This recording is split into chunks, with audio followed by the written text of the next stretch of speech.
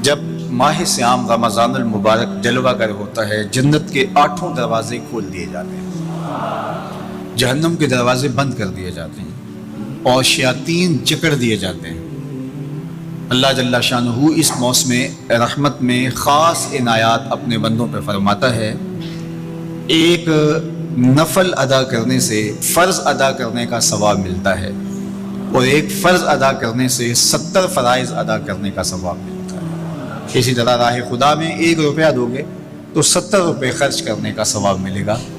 اسی طرح باقی نیکیاں بھی جتنی بھی ہم کرتے ہیں وہ ایک نیکی کریں گے تو 70 گنا اجر ماہ سیام میں ہمیں نصیب ہوتا ہے۔ اس لیے اہل ایمان کا یہ طریقہ ہے کہ وہ اس مہینے میں کثرت کے ساتھ تلاوت کرتے ہیں، کیونکہ ایک مرتبہ اگر قرآن مجید پڑھ لیا تو 70 مرتبہ قرآن مجید پڑھنے کا ثواب نصیب ہوا۔ ماہ سیام میں چونکہ شیطان بندہ ہوا ہوتا ہے تو ہم اپنے آپ کو نیکی کی طرف اگر لانا چاہیں تو اتنی رکاوٹیں نہیں ہوتی جتنی عام دنوں میں ہوتی ہیں، لیکن اس کے باوجود بہت سارے لوگ ہیں جو رات کو بڑا پکا ارادہ کر کے سوتے ہیں کہ میں صبح وقت پہ اٹھوں گا اور نوافل بھی پڑھوں گا اور نماز بھی ادا کروں گا، لیکن جب صبح ہوتی ہے تو انہیں یا تو جاگ نہیں آتی یا نیند سے بیدار ہو جاتے ہیں، بستر سے اٹھا نہیں جاتا۔ جبکہ وہی شخص انہوں نے صبح سبزی منڈی جانا ہو تو چھلانگ لگا کے اٹھتے ہیں اور سبزی منڈی پہنچتے بھی ہیں۔ سستی طبیعت کا کسل نہیں ہوتا۔ عمومی طور پہ ہم اپنے آپ کو بیمار تصور کر لیتے ہیں اور سستی اور کسل کا نام دے کر کے، بہانہ دے کر کے ہم کہتے ہیں کہ بس کیا کریں، ہم کو ارادہ کرتے ہیں روز لیکن ہم سے اٹھا نہیں جاتا، بس طبیعت اس طرح کی ہے، کسل ہے، سستی ہے۔ یہ بات ذہن میں رکھیے گا کہ ارادہ کرنے کے باوجود بھی صبح جب ہم اٹھ نہیں پاتے یا کوئی بھی نیکی کا کام ہم کرنے کا ارادہ کرتے ہیں تو ارادہ کرنے کے باوجود ارادہ ہی رہ جاتا ہے، ہم کر نہیں پاتے۔ تو اس کا سبب یہ ہوتا ہے کہ بہت سارے ہم گناہ کر چکے ہیں اور ان گناہوں کی وجہ سے ہم نیکی کی توفیق نہیں پاتے۔ حضرت حسن بصری رضی اللہ تعالی عنہ نے یہی وجہ اس کی بیان فرمائی ہے۔ تو اس کا بہترین طریقہ یہ ہے کہ توبہ کی جائے اور توبہ بھی سچے دل سے کی جائے، رو رو کے اللہ سے گناہوں کی معافی مانگی جائے، اور سچے دل سے جب توبہ کی جائے تو پھر سارے گناہ نہ صرف مٹا دیے جاتے ہیں بلکہ ان کو بدل کے نیکیوں میں تبدیل کر دیا جاتا ہے۔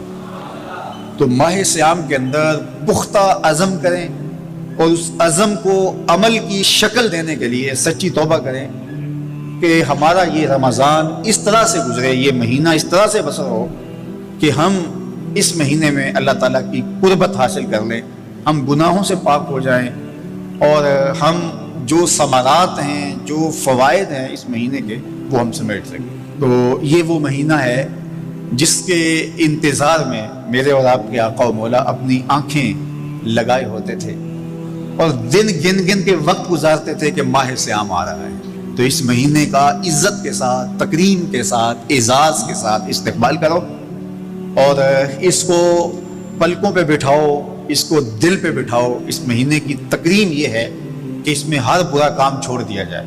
اگر کوئی شخص برا کام نہیں چھوڑتا اور روزے رکھتا ہے تو میرے اور آپ کے آقا و مولا کا ایک فرمان سن لیجئے، من لم یدع قول الزور والعمل بہ فلیس للہ حاجۃ فی ان یدع طعامہ وشرابہ۔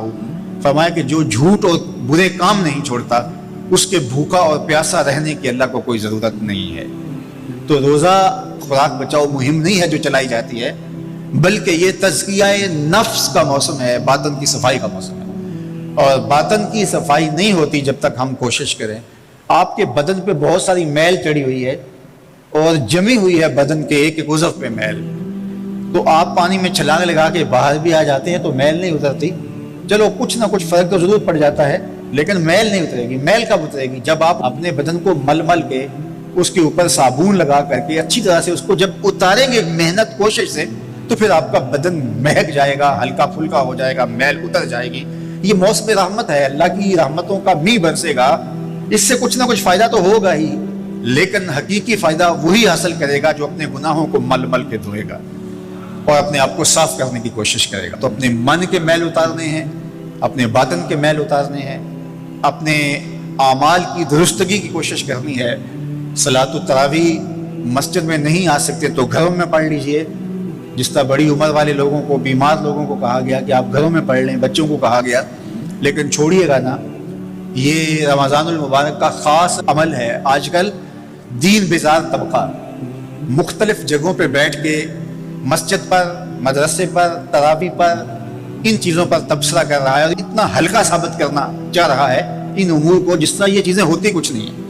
جبکہ ماہ سیام کے قیام پر میرے اور آپ کے آقا مولا نے بشارت دیتے ہوئے فرمایا من قام رمضان ایمانا و احتسابا غفر له ما تقدم من ذنبہ، جس نے رمضان المبارک کی راتوں میں قیام کیا ایمان اور محاسبہ نفس کے ساتھ، اللہ اس کے پچھلے سارے گناہ معاف فرما دیتا ہے. یہ بہت بڑی دولت ہے، تو اس دولت کو ضرور سمیٹیے گا، ضرور حاصل کیجئے گا، من کی ستھرائی، عفت اور پاکیزگی کا سامان کیجئے گا. اللہ آپ سب کو اپنی امان میں، اپنی حفاظتوں کے حصار میں